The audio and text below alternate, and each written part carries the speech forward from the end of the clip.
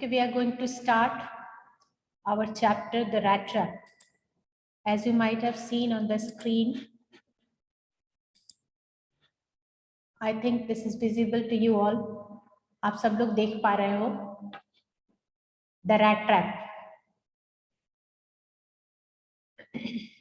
It is written by Selma Ottilia Louisa Lagerlof. This is a story of a rat trap seller, rat trap peddler. In fact, he does not have any home. He is vagabond, he is a tramp, he is homeless wanderer. And by the chance of fortune, he falls with some good people. He gets a chance to come into the contact with some good people. Before coming into contact of such people, he was having an opinion that this whole world is replete with negative people who are very greedy, who are very selfish. They do not take care of others and they do not want good of others. So he was having this opinion. उन लोगों से मिलने के पहले उसका opinion था कि ये पूरी दुनिया जो है वो ऐसे लोगों से भरी हुई है who are totally selfish and greedy. But once he chanced upon to meet such people who just change his perception, not only the perception, but his entire course of life gets changed after meeting them. So in this story, which is very poignant story of a rat trap peddler, we'll read and find out what else are written about him and the other characters of this story. So first of all, let us know a little bit about the chapter. There are certain characters which we should get to know about. A tramp with rat traps. Rat trap का मतलब होता है चूहेदानी, जिसमें चूहा पकड़ने के लिए, trap करने के लिए, माइस को ट्रैप करने के लिए वो एक एड होता है. आपने देखा होगा चूहेदानी. तो he used to sell rat traps. A crofter जो है, he had been working in iron mills. पहले काम करता था. Now he used to have his own cows and he is used to sell milk. अब वो मिल्क और cream बेच के अपना समय निकाल रहा है. Is an old fellow. Next character is Master Smith in the Ramsö iron mills in Sweden. The background of this story is iron mills in Sweden. वहां पे ही काफी कुछ इस स्टोरी का लिया गया है वहां से. तो वहां पे मास्टर स्मिथ है, who is the owner of this Ramsö iron mills. And there are some helpers, blacksmiths, मतलब लुहार है वहां पे जो काम करने वाले हैं. Iron mill owner Edla Wilmanson, daughter of iron mill owner. Iron mill के owner की daughter जो है वो Edla Wilmanson है. तो एक तो rat trap है. Then there is a crofter, Master Smith and his helpers. Master Smith जो main उसमें worker है Ramsö iron mill में, वो और उसके helpers हैं. Iron mill का owner and Edla Wilmanson is daughter of iron mill owner, जिनका iron mill है उनकी एक बेटी है Edla Wilmanson. So let us go through the justification of the title. The Rat Trap is an appropriate title as it is the story of a rat trap peddler. Rat trap peddler की कहानी है, rat trap seller की कहानी है, इसलिए the rat trap actually literally appropriate title है. The author has used the metaphor of a rat trap to highlight the human predicament. यहाँ पे author ने literal meaning के अलावा जो सीधा रैट ट्रैप सेलर है उसकी कहानी है, इसलिए इसका टाइटल रैट ट्रैप लिया गया है. इसके अलावा इसकी एक हिडन मीनिंग है विच इज मेटाफोरिकल. मेटाफोरिकल सांकेतिक तौर पे ह्यूमन प्रेडिकामेंट को हाईलाइट कर रहा है. रैट ट्रैप का मतलब जिस तरह से rats are trapped inside that cell, similarly human beings are trapped inside this world and that is reason is there avarice and greed, selfishness. ये सारे रीजन होते हैं जिसके कारण वो इस दुनिया में एक रैट की तरह ट्रैप्ड होते हैं. Just as the rat is fooled by bait and gets trapped, जैसे एक चूहा बेवकूफ बनाया जाता है. बेट मतलब चारा, उसको क्या होता है, रैट ट्रैप जो होती है उसमें कुछ ना कुछ खाने के लिए समथिंग एडिबल, कुछ पीस उसमें खाने का, जैसे स्वीट्स हो गए या कुछ ऐसी चीजें जिसको रैट्स पसंद करते हैं. That is put inside that rat trap. वो ट्रैप के अंदर वो रखा हुआ रहता है. The rat goes inside that trap उसके अंदर जाता है एंड इट गेट्स ट्रैप, वो पकड़ा जाता है, उसको खाने की कोशिश में वो ट्रैप उसके ऊपर बंद हो जाती है, उसका दरवाजा अपने आप गिर जाता है वहां से। The most human beings also fall into the trap of material benefits. इसी तरह से इंसान भी जब दुनिया के सारे सुख सुविधाओं से आकर्षित होकर उसकी तरफ हाथ बढ़ाते हैं तो ये सुख सुविधाएं उसके ऊपर एक ट्रैप की तरह उसकी लाइफ को हेल्प कर देती हैं, उसके ऊपर एक पिंजड़े की तरह बंद हो जाती हैं और उसका लाइफ एक एंड पे आ जाता है। The story revolves around the incident of a man getting trapped due to his greed. एक ऐसे इंसान के चारों तरफ इर्द गिर्द ये कहानी घूमती है जो कि अपने लालच के कारण खुद फंस जाता है बुरी तरह से। Hence the title is an apt one. So sometimes it comes as a question that justifies the title, the rat trap. Then you can write this as your answer. Now let us discuss the theme of this story. The human beings are prone to fall into the trap of material benefits. Human beings हमेशा they are in greed and they are in need. Their need is never ever fulfilled. कभी भी हमारी जरूरतें जो होती है, human being की जरूरतें जो होती है, that is never ever fulfilled. We are never ever satisfied. One demands brings another demand. One completion of one demands leads to the our next desire. तो एक डिमांड जैसे हमारी पूरी होती है that leads to the cropping of another desire. इस तरह से एक के बाद एक दूसरी इच्छा हमारी चलती रहती है सतत, और ये जो हमारी मटेरियल बेनिफिट की डिजायर है that is reason of all our predicament, हमारे सारे तकलीफों की जड़ है। It is the human tendency to redeem oneself from dishonest ways. और human tendency है if they get a chance then they are never ever honest. That's why it is said that honest by chance, because they are not getting chance to be dishonest, to steal something, to deceive someone, to cheat someone. That's why we are honest. हम honest इसलिए हैं क्योंकि हमें इस तरह का chance नहीं मिलता। तो ये टेंडेंसी होती है ह्यूमन बीइंग की कि अगर कहीं पे भी उनको समय मिल जाए तो they will always cheat others, हमेशा दूसरों को धोखा देंगे। तो ये ह्यूमन टेंडेंसी है। Hence the whole world is called a big rat trap, और इसलिए ये पूरी दुनिया एक बड़े से चूहेदानी की तरह कंसीडर की गई है इस स्टोरी में, which tempts the people towards its materialistic benefits, जो कि लालच देता है, आकर्षित करता है, लोगों को बुलाता है अपनी तरफ कि इसके सुख सुविधाओं के लिए आप आगे आओ, बढ़ो और इसमें फंस के रह जाओ। And brings about their Doom and never ending predicament, और इस तरह से उनकी दुर्दशा की शुरुआत होती है और कभी ना खत्म होने वाला एक तकलीफ उनकी लाइफ में आ जाता है। तो ये जो हमारी लालच है, जो चीजों को पाने की लालसा, नेवर एंडिंग डिजायर, एवरेस्ट लालच, दूसरों को भी कभी कभी हम चीट करने में पीछे नहीं हटते। If we want something then we deceive others for getting that benefit. तो ये सारी जो हमारी मेंटालिटी है, इसके कारण हमारा तकलीफ जो है, हमारी तकलीफ है वो हमें हमेशा हमारा साथ कभी भी नहीं छोड़ती, and we fall into the trap of predicament. जो दुर्दशा होती है वो हमारी यही मेंटालिटी लेके आती है। It also highlights the theme like human loneliness. यहाँ पे subtle theme you will discuss. You will see that the rat trap peddler is quite lonely. He is quite lonely. He doesn't have anyone to take care of him, to talk to.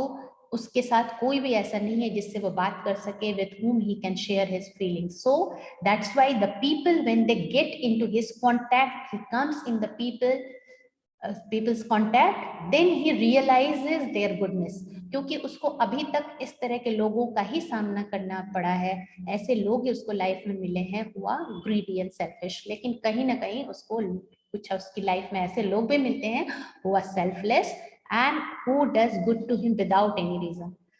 तो कहीं वो loneliness से सफर कर रहा है, अकेलापन जो है, that is a subtle theme. यहाँ पे सूक्ष्म इसके एक थीम है जो loneliness भी है। status and treatment meted out to have nots and callous attitude of society and government towards such people। ऐसे लोग जो कि वेल टू डू नहीं है, गरीब हैं एक्चुअली, तो सोसाइटी का भी जो एटीट्यूड होता है, they just want to take them as cheaters and thieves. उनको ये लगता है कि ऐसे लोग कभी भी सोसाइटी का भला नहीं कर सकते, जो अकेले हैं, गरीब हैं, वो हमेशा उनके लिए हार्मफुल प्रूफ होते हैं।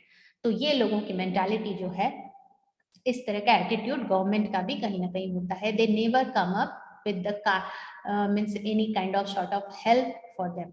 उस तरह से उनका एटीट्यूड जो होता है that is very insensitive towards such people. तो सोसाइटी भी हमारी होती है, गवर्नमेंट होते हैं, they are quite insensitive towards such poor and needy people. One of the theme is that man is inherently good by nature.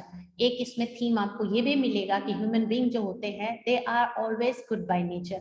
इंसान जो होता है वो अच्छाइयों के साथ ही पैदा होता है, कभी भी वो बॉर्न थीफ या बॉर्न क्रिमिनल नहीं होता। So the society and the environment make them bad. जो सोसाइटी होती है, आसपास का एनवायरमेंट होता है, वो लोगों के अंदर जिस तरह की फीलिंग डालता है वैसे फिर ultimately they transform into. Human goodness and kindness can bring about the changes in their attitude. और ह्यूमन गुडनेस जो है, अगर उनकी तरफ कभी लोग अच्छा हाथ बढ़ाए, दोस्ती का हाथ बढ़ाए, उनके लिए कुछ अनसेल्फिश एक्ट करते हैं, तो ऐसे लोग फिर it is very easy to transform them. आसान होता है ऐसे लोगों को चेंज हो जाना। तो ये है एक so these are the few themes which we will discuss with. तो पहला इसमें थीम में क्या आ गया, human beings are prone to fall into the trap of material benefits. हमेशा हमें अच्छी चीजें, जो दुनिया के सुख सुविधा की चीजें हैं, दे जस्ट अट्रैक्ट अस, वो हमें अपने तरफ लुभाती है। एक तो ये है। Second is the human loneliness, it deals with the human loneliness. And another theme is human being is inherently good by nature. जन्म के साथ कोई भी बुरा नहीं होता, सब अच्छे होते हैं। It is circumstances which make us good और बैड। हमारी परिस्थितियां होती हैं जो हमें अच्छा या बुरा बनाती हैं। तो these are something about, let us discuss main point before we proceed to the reading of the chapter. इसमें जो क्या हम पढ़ने जा रहे हैं, एक बार हम इसके मेन पॉइंट्स देख लेते हैं। The rat trap is a story that underlines the belief that essential goodness in human being can be arose through sympathy, understanding and love. Rat trap एक ऐसी कहानी है जो ये बताती है कि इंसान के अंदर की अच्छाई जो है उसको सिंपैथी, संवेदना के साथ उसको समझ के, अंडरस्टैंडिंग जब हम देते हैं उस इंसान को और प्यार देते हैं, तो उसके अंदर की अच्छाई उजागर हो जाती है, ऊपर रिसर्फेस कर जाती है, वापस आ जाती है उसके अंदर, वो पैदा की जा सकती है हर एक इंसान के अंदर, क्योंकि human being are good by nature. उनका नेचर जो है वो बहुत ज्यादा कंफर्टेबल होते हैं when they do good things. जब वो अच्छी चीजें करते हैं, दूसरों की भलाई करते हैं, दूसरों के साथ अच्छे होते हैं, गुड होते हैं, हैप्पी होते हैं, then only they are satisfied, तो वो संतुष्ट होते हैं। लेकिन अगर आप दूसरों का बुरा करते हो, कभी किसी के साथ एनिमिटी करते हो, तो you are not at all happy, आप खुद भी खुश नहीं रहते हो, क्योंकि ह्यूमन बीइंग का नेचर जो है वो हैप्पीनेस वाला है, एक गुड सोल है। Once a man went around selling small rat traps, but he took to begging and thievery to keep his body and soul together. एक आदमी जो होता है वो रैट ट्रैप सेलर होता है, वो यहाँ वहाँ रैट ट्रैप सेल करता हुआ घूमता है। उसका काम है रैट ट्रैप बनाना और बेचना, चूहेदानी बनाना और बेचना, लेकिन वो उसकी जरूरतों के लिए पूरा नहीं पड़ता। उससे मिले पैसे, चोहीदानी बेच के जो उसको पैसे मिलते हैं, that is not sufficient for his livelihood, so sometimes he has to resort to begging. कभी कभी उसको भीख मांगना पड़ता है और कभी कभी छोटी मोटी चोरियां भी करनी पड़ती हैं ताकि वो अपने आप को जिंदा रख सके। One day he was struck with the idea. एक समय उसके दिमाग में एक आइडिया आता है, the whole world is a big rat trap. क्योंकि वो रैट ट्रैप से रिलेटेड उसका बिजनेस था, वो बनाया करता था। तो एक बार उसको एक बहुत अम्यूजिंग, मजेदार आइडिया उसके दिमाग में आता है कि पूरी दुनिया जो है एक बड़ी सी रैट ट्रैप है, and it offers riches as bait. और इसमें जो लालच है, इसमें जो बेट है, चारा जो है, वो धन संपत्ति, प्रोस्पेरिटी जो है वो उसमें चारे की तरह है। वो ऑफर करती है अलग अलग तरह की मॉनेटरी बेनिफिट्स, और उसको लेने के लिए जब हम आगे बढ़ते हैं तो एक चारा जैसे कि एक कारण होती है फंस जाने का रैट ट्रैप में, वैसे ही ये दुनिया में लोग फंस जाते हैं अगर वो इसके सारे वर्ल्डली बेनिफिट्स की तरफ हाथ बढ़ाते हैं। तो धन संपदा प्राप्त करने के लिए आगे बढ़ते हैं तो वो फंस जाते हैं, उसी तरह से जैसे चूहा चूहेदानी में फंस जाता है चारा देख के। People let themselves be tempted to touch the bait. लोग उस बेट को, जो धन संपत्ति है, प्रोस्पेरिटी है, उसको देखते हैं और उसको आगे पाने के लिए बढ़ते हैं। Then it closes on them, bringing an end to everything. तो जैसे ही वो आगे बढ़ते हैं, ये दुनिया जो है एक रैट ट्रैप की तरह, एक चूहे दानी की तरह उनकी जिंदगी पे बंद हो जाती है, उनकी लाइफ को ट्रैप कर लेती है और उनकी जिंदगी पूरी, उनकी खुशियां सारी समाप्त हो जाती हैं। One dark evening, the rat trap peddler sought shelter in an old crofter's roadside cottage. एक ऐसे ही शाम को वो यहाँ वहाँ टहल रहा है क्योंकि उसका कोई अपना घर नहीं है, तो वो रोड साइड एक छोटा सा हट देखता है, झोपड़ी देखता है और वहां पे वो रात का आश्रय पाने के लिए नॉक करता है डोर पे। वो जो घर था रोड के किनारे, छोटा सा घर था, वो एक ओल्ड क्रॉफ्टर का था, एक बूढ़ा क्रॉफ्टर जो होता है उसका कॉटेज था रोड साइड पे। Who used to work in iron mills, लेकिन अब बूढ़ा हो चुका था तो इसलिए वो अब अपना काम किया करता था क्रीम और मिल्क बेचने का। The old man gave him food, tobacco. They enjoyed the card game too.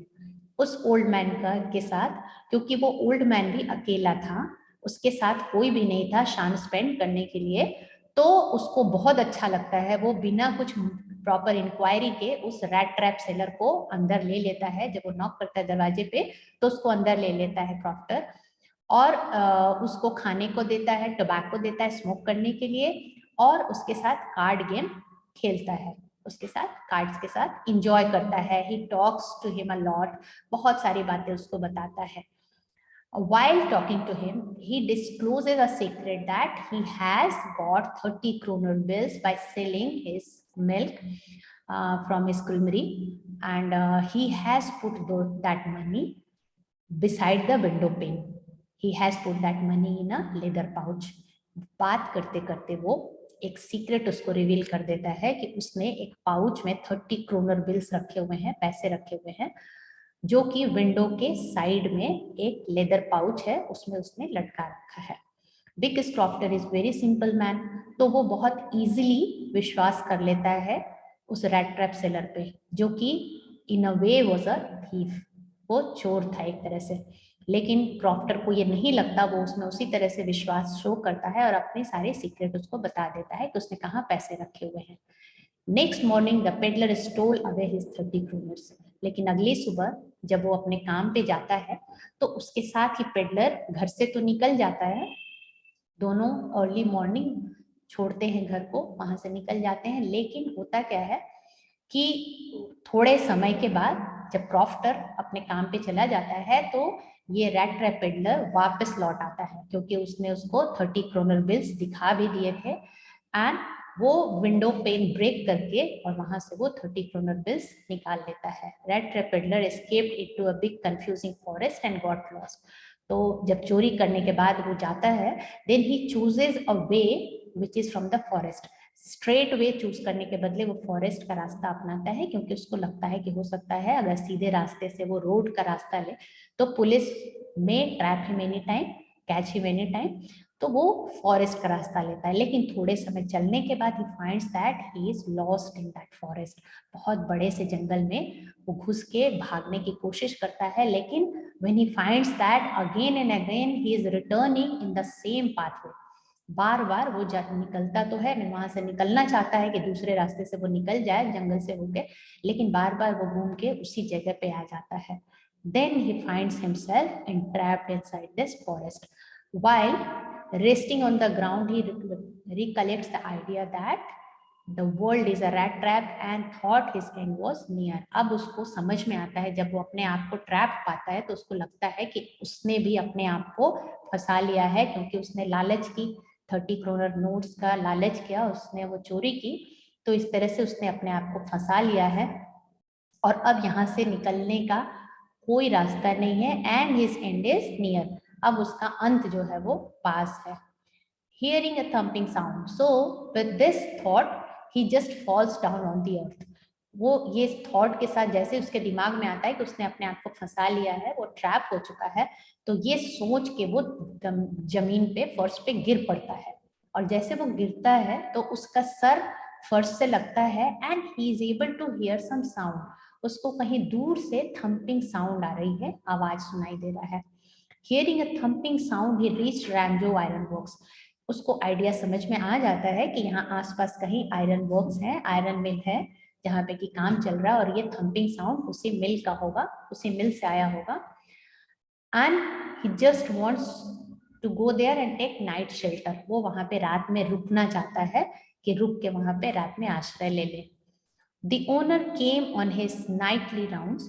अब ओनर जो होते हैं रात में, क्योंकि रात और दिन काम चलता रहता है वहां पे, तो ओनर जो होते हैं वो नाइटली इंस्पेक्शन पे आते हैं। जो आयरन मिल के मालिक है वो रात को इंस्पेक्शन पे आते हैं, is there everything going on fine. तो वो नोटिस करते हैं कि एक rat raised near the furnace is sleeping. एक ऐसा इंसान जो कि फटे हुए कपड़े पहना है और बहुत ही ज्यादा दुर्भाग्यशाली है, बहुत ज्यादा फटे पुराने कपड़े में, बहुत उसकी कंडीशन जो है बहुत पैथेटिक है।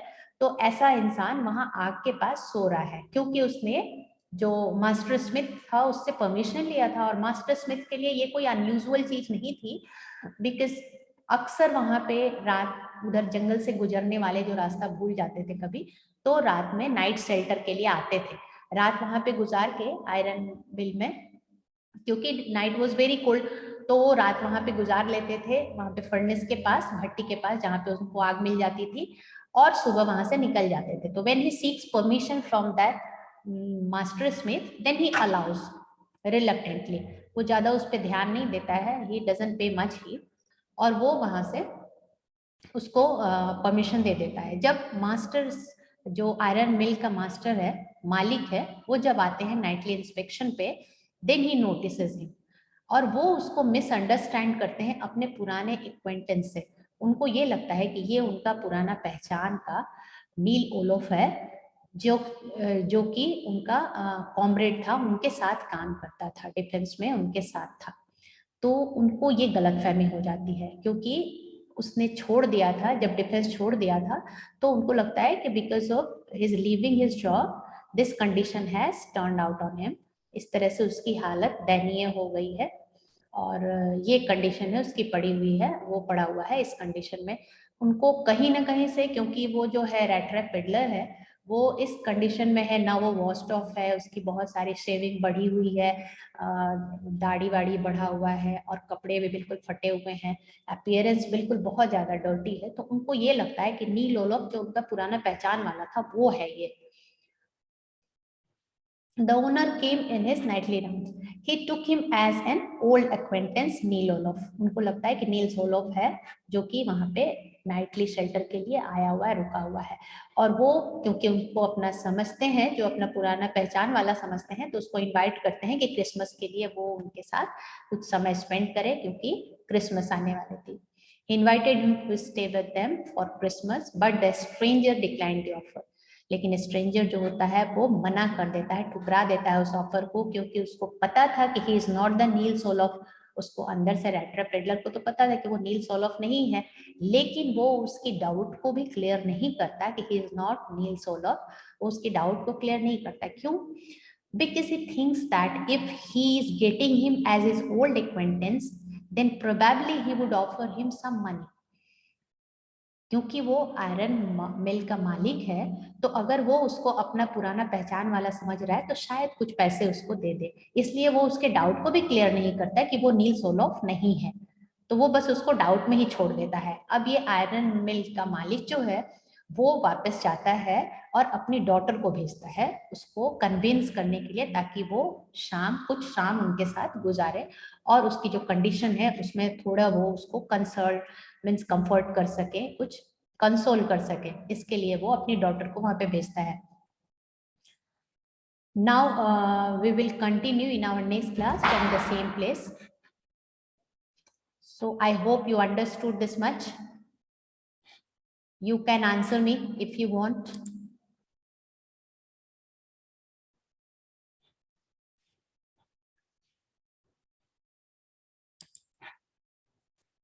Are you all able to listen to it? सुन पा रहे हो आप लोग? Yes, ma'am. Yes, ma'am. Yes, ma'am.